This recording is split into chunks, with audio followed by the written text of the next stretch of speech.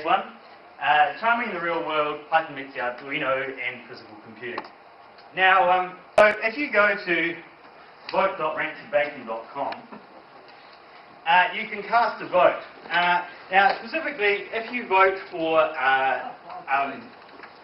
comfort, then we'll have a fan on. If you vote for bling, then we'll have some bling. And if you're a sociopath, then you can demand some answers from this gentleman here who has the interrogation lamp in front of him.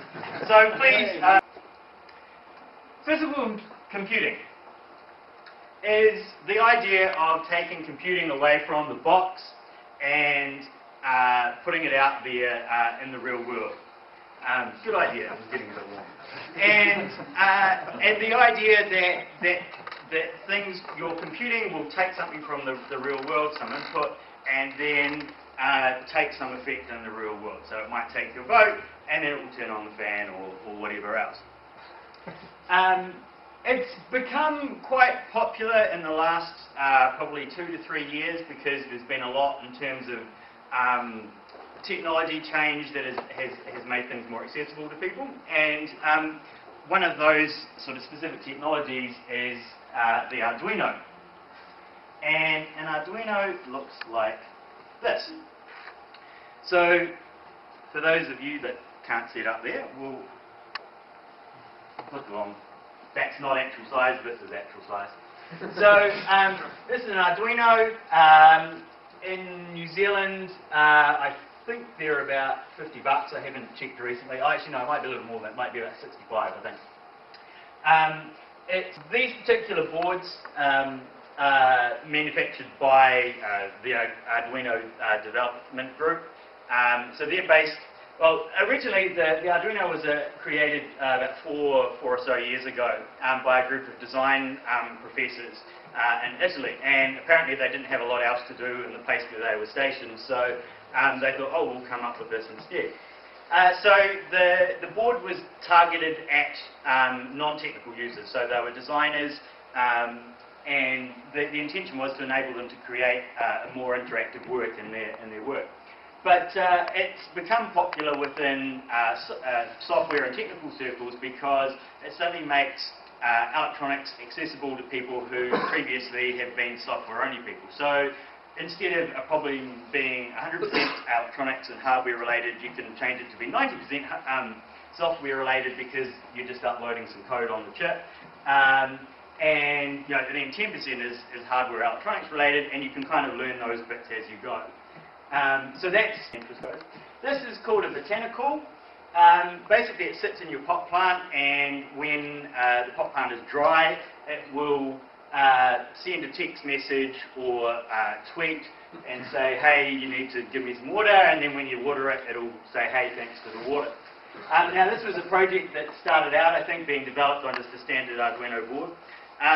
One of the things with these official boards is that on the base of them, you will see something that says made in Italy. And they manufacture the boards in Italy because they have sort of a philosophical belief that it shouldn't just be all about price, that they want to have some sort of integrity in their manufacturing as well. So another whole category of Arduinos called the lily pad, which are about this sort of size, and they're designed to be incorporated into fabric and clothing and textiles. So it's actually sewn on with conductive thread, which oddly enough comes from fencing of all places. And so it's kind of targeted again people that are non-traditional users of the technology. And you can, so basically what it does is it gets told a particular destination, and then it directs you to that destination by moving its head. And so you carry it along, and inside, that's the shell inside, but you carry it in your hand, and you follow along, and when its head tilts a different way, then you know you have to turn around the corner and carry on. But one of the interesting things about this is that it actually creates an emotional connection with its users. It's no longer just a beige box that has a an LCD screen on it and you're staring at it and then you put it in your pocket. It actually causes reactions like this. Of course, the first time you do something may not have quite the elegant result that you had in that situation. This was at a conference up north where I got introduced to the Arduino for the first time. And there was one guy that had brought one along and another couple of people that knew about sort of different bits of electronics and had different bits of electronics with them. So this is just a wired remote control car, a Bluetooth Arduino board, and some relays and stuff. We basically spent about 6 hours on this Saturday night working on this, and it was a blast. But you kind of, again, had to work with what you had. And by the end of the night, we had it so that we had a Nokia 770 internet tablet, and you could dial up a distance on that with an iPod-esque kind of touch wheel, and the car would respond and like move that particular distance. So you can kind of so there's different forms of Arduino. So the Arduino is an open source project. The only thing that's restricted is the Arduino name itself, which the development team have kept so that they can have some control over in terms of quality and stuff like that. So we've got from the standard board where you can have a chip which is replaceable through to something like this, which is the Nano. Again, not actual size, it's probably about that sort of size, and it has a surface mount chip of the same style.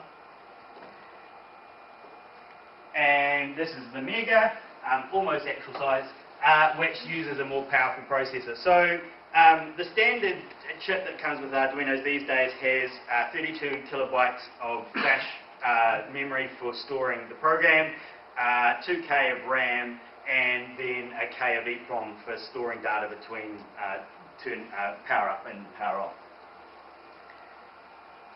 And the Arduino Mega has, I think it's 128K. This is the lily pad again.